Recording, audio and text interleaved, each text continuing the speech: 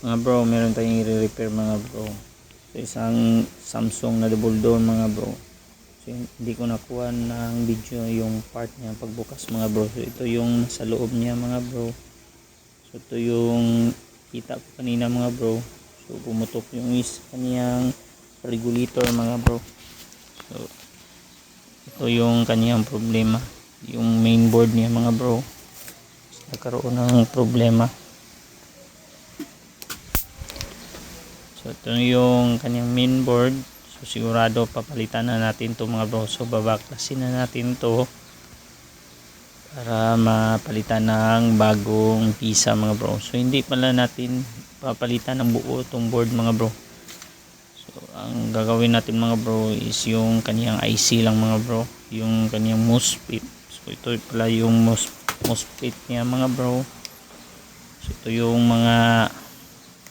yung kanyang mainboard, yung kanyang problema.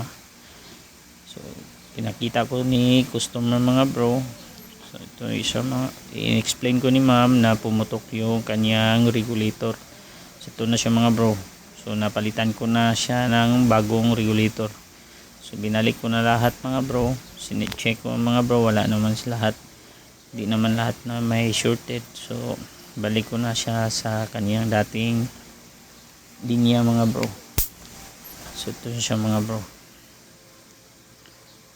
So ito yung driver board mga bro. Dito yung gumagana yung linya ng compressor mga bro. Ito siya mga bro. So ito na siya mga bro, final test.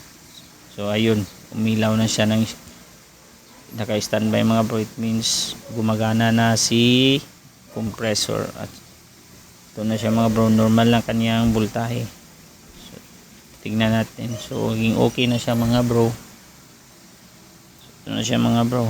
So tignan natin sa loob, sa ibabaw. So malamig na siya mga bro. Yung kanyang blower pan umikot na mga bro, bumabuga ng malamig. Dito sa lalim umiilaw na siya mga bro.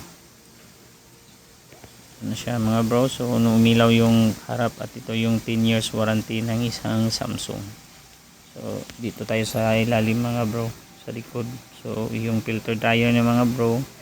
So mainit siya mga bro. Ito siya mga bro, mainit. So kasi compressor mainit mga bro. So umaandar talaga siya mga bro. So matagal na to, so mga 10 minutes kung pinandar mga bro. Mga 30 minutes dito mga bro. So wala tayong kilometer. So ito yung pag check natin